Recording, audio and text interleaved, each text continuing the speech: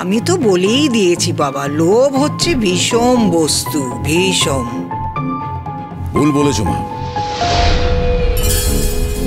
শ্রীময়ী কিন্তু কোনোদিন লোভী ছিল না, ওরা মিথ্যে কথা। তুই বোধহয় ভুলে গেছিস রে, জাম্বো যখন ছেলেবেলায় স্কুলে ভর্তি হতে গেল তখন তো তুই ওই পাড়ায় একটা কিন্ডারগার্টেন স্কুলে ভর্তি করতে চেয়েছিলি। বাবা বৌমা যা কাণ্ড করলো, তোকে ঘাড়ে ধরে নিয়ে গিয়ে সেই বড় স্কুলে ভর্তি করালো, তবে ছাড়লো। হ্যাঁ, সেটা জাম্বোর জন্য। শ্রীময়ী চেয়েছিল জাম্বো যাতে একটা ভালো স্কুলে ভর্তি হয়, বড় স্কুলে ভর্তি হয়, যাতে নার্সারি থেকে একেবারে পাশ করে বেরোয়।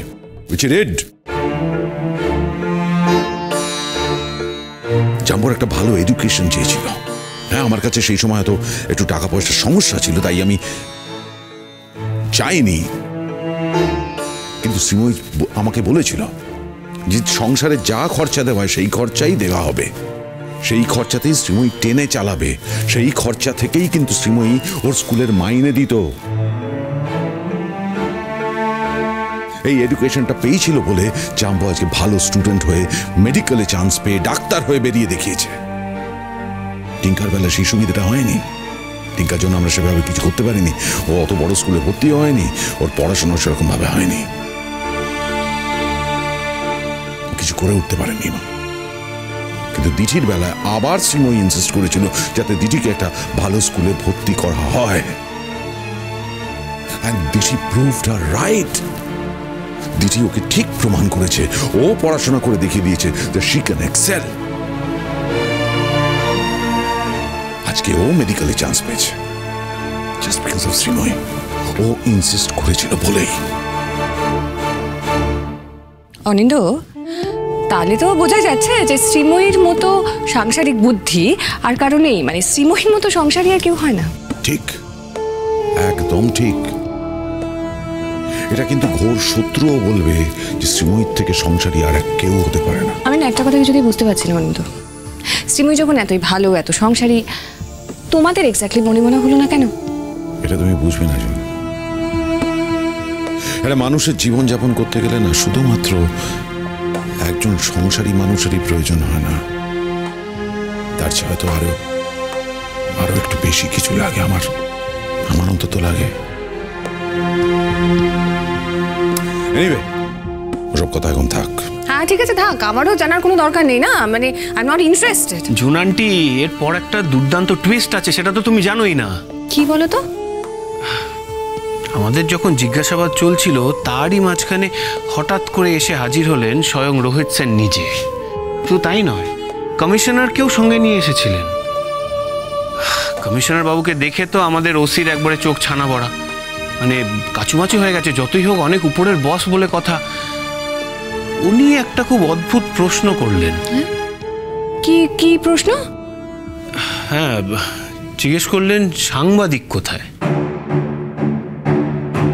মানে যে সাংবাদিক এতটা ইনিশিয়েটিভ নিয়ে পুরো কেসটা রিপোর্ট করেছে, তার নাম ঠিকানা রাখা হয়নি কেন? নাম ঠিকানা কোনোদিনও খুঁজে পাবে না, আর সেই সাংবাদিককেও খুঁজে পাবে না। শুধু তাই নয় জুন আন্টি, উনি আবার আমাদের ওসিকে দায়িত্বও দিলেন যে আজকে বিকেল 4টের মধ্যে যেমন করে হোক সব কাগজপত্র ঘেটে যেন ওই সাংবাদিকের নাম ঠিকানা খুঁজে বের করে রাখা হয়। উনি নাকি ওই সাংবাদিকের সঙ্গে কথা বলতে চান। ও বাহ, অ্যাকচুয়ালি 4টে তো বেজে গেল, কোনো খবর আছে? হচ্ছে বোধহয় ওইদিকে তোলপাড়, আমরা তো এখানে বসে কিছুই তো বুঝতে পারছি না কো। সাংবাদিক বলে কথা, সে তো আর আন্দাজে কিছু করেনি। থানায় আসলে আবার কোনো সিসিটিভি নেই, সিসিটিভি ফুটেজ থাকলে তাও বোঝা যেত, একটা গ্রাউন্ড থাকতো ওদের কাছে। কিন্তু এখন ওরা বলছে যে ওই সাংবাদিক নাকি মেয়ে দুটোকে প্ররোচিত করে থানা অবধি নিয়ে এসেছে, সেটাই ওরা প্রমাণ করতে চাইছে। অবভিয়াসলি অঙ্কিতা, এখন যদি ওরা না বলে যে প্ররোচনা আছে, তাহলে তো এই মারাত্মক অপরাধ থেকে ওরা কখনো বেরোতে পারবে না। তবে কি বলতো, যতই বলো প্ররোচনা আছে, এই আছে ওই আছে, ড্যামেজ কিন্তু হয়ে গেছে।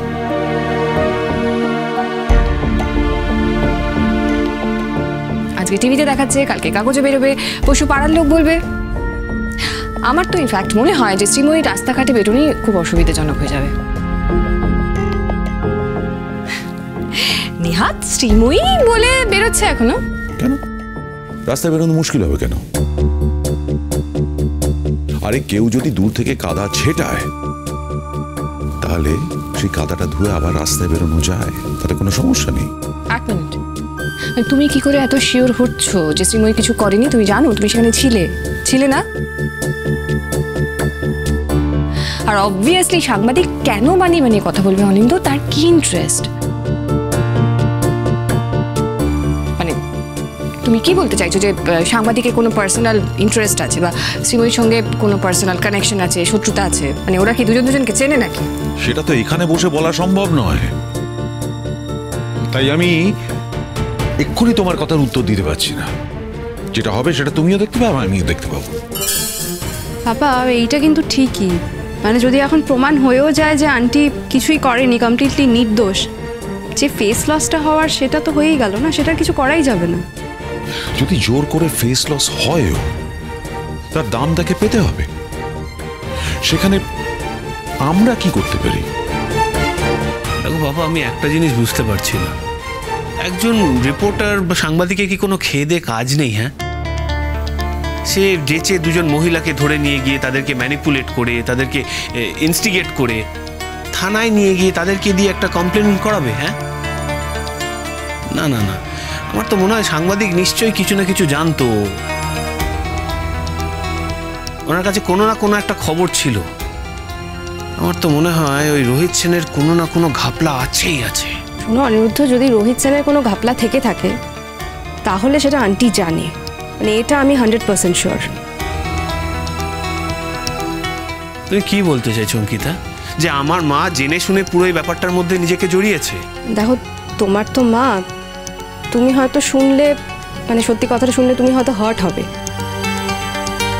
কিন্তু দেখো সত্যিই তো বলা যায় না, মানুষ টাকার জন্য কত কিছুই তো করে। দেখো রোহিত সেন যদি সত্যি এরকম একটা কাজ করে থাকে তাহলে আন্টিকে নিশ্চয়ই কথাটা খুলে বলতে হয়েছে। আন্টি সব জেনে শুনেই নিশ্চয়ই এই কাজের সঙ্গে জড়িত হয়েছে। এটা তো হতে পারে না যে রোহিত সেন একা একা এই কাজগুলো করেছে আর আন্টি কিছুই জানে না। এরপরও তোমাদের দাদুভাই না অন্ধ হয়ে আছে। যদি প্রমাণও কিছু পায় তাহলেও বিশ্বাস করবে না যে সে দোষী। কতখানি অন্ধ না হলে মানুষ এই কথা বলতে পারে বলো দেখিনি? হ্যাঁ মাসি, মানে সেটাকে তুমি বোঝোনি বলো? এতদিনের সংসার, তোমার মতো স্ত্রী সবাইকে ছেড়ে যখন চলে গেল তখন তো বোঝাই যাচ্ছে যে শ্রীময়ীর প্রতি কতটা অন্ধ। কিন্তু ফ্র্যাঙ্কলি স্পিকিং যেটা আমি বুঝতে পারছি না যে শ্রীময়ীর প্রতি ওর এই ব্লাইন্ডনেসের কারণ কি? সেটা তুমি বুঝবে না জো। কেন বলতো, মানে কি এমন কঠিন ব্যাপার যে বুঝতে পারবো না? বাবা প্রথমে এত ব্লাইন্ড ছিল না।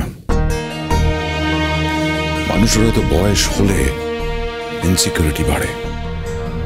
বাবা যখন প্রথম অসুস্থ হয়ে পড়ে, প্রায় বাঁচার আশা ছিলই না, সেই সময় শ্রীময়ী সেবা যত্ন করে বাবাকে বাঁচিয়ে তুলেছিল। শ্রীময়ীর জন্য আমরা বাবাকে ফিরে পেয়েছিলাম, তাই না মা? আমরা তখন কেউ ছিলাম না। শ্রীময়ী বুদ্ধি করে ডাক্তার ডেকে টাইমলি চিকিৎসা করিয়ে সেবা যত্ন করে বাবাকে বাঁচিয়ে তুলেছিল। তারপর থেকে বাবা বুঝতে পারে যে শ্রীময়ীর মূল্য কতটা। শ্রীময়ীর উপর ভরসা করতে আরম্ভ করে, নির্ভর করতে আরম্ভ করে। শ্রীময়ী কিন্তু সবাইকেই, এই বাড়ির সবাইকেই, জাম্বু আমি তোমায়ও বলছি, সেবায় যত্নে ভরিয়ে দিয়েছিল। আমরা কেউ তার সেবা যত্ন থেকে বঞ্চিত হয়নি। হ্যাঁ অবভিয়াসলি আর কিছু তো করতে পারতো না, এইভাবেই নিজের ইম্পর্টেন্সটা বাড়াবার চেষ্টা করেছে। হতে পারে, কিন্তু এটা তো সত্যিই যে এবাড়ির সকলে ওর উপর ডিপেন্ডেন্ট। এই যে মা এখানে বসে আছে, তুমি আসতেই মা বললো মা খাবার গরম করে আনছে। শ্রীময়ীর সময় এটা কোনোদিন মা ভেবেছে? নেভার। মাকে নড়ে বসতে হয়নি কোনো কিছুর জন্য, কি মা, তাই না?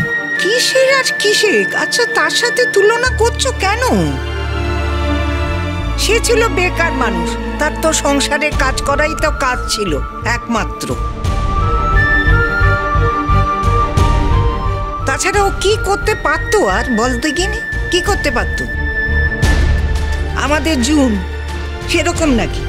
এই যে জুন আমাদের রোজ বেরিয়ে যাচ্ছে ইন্টারভিউ দিতে, কোথায় কোথায় তাকে যেতে হচ্ছে বল দিকিনি। বলে তাকে কত পরিশ্রম করতে হচ্ছে, তাকে একটু যত্ন আত্তি করতে হবে না? নিজের মা নয় হয়তো আমি, কিন্তু তাই বলে একটু যত্ন আত্তি করবো না? আমি তো ওকে মেয়ের মতোই দেখি, তাই না?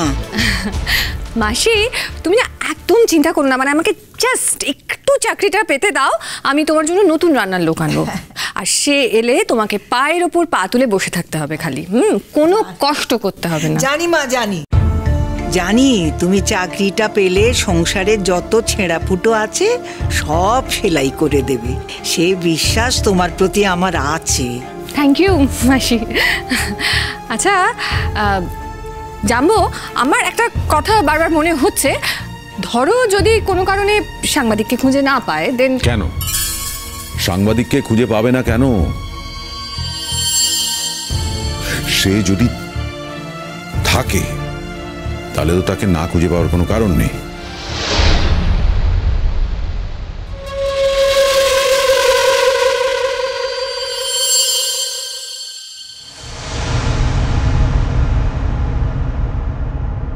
আমাদের বাবা, আমি মনে মনে ডাকছি যেন সাংবাদিককে খুঁজে পাওয়া যায়, উনি তো আসল খবরটা জানেন। আমরা বরঞ্চ ওনাদের বাড়িতে যাই, আর সেটা হবে সারপ্রাইজ ভিজিট, রাইট?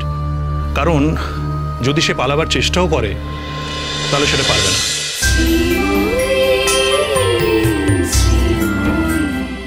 স্টার জলসার প্রিয় শো দেখার জন্য সাবস্ক্রাইব করুন আমাদের ইউটিউব চ্যানেলে এবং আপডেটেড থাকার জন্য প্রেস করুন বেল আইকন। চলো চলো চলো চলো পাল্টাই।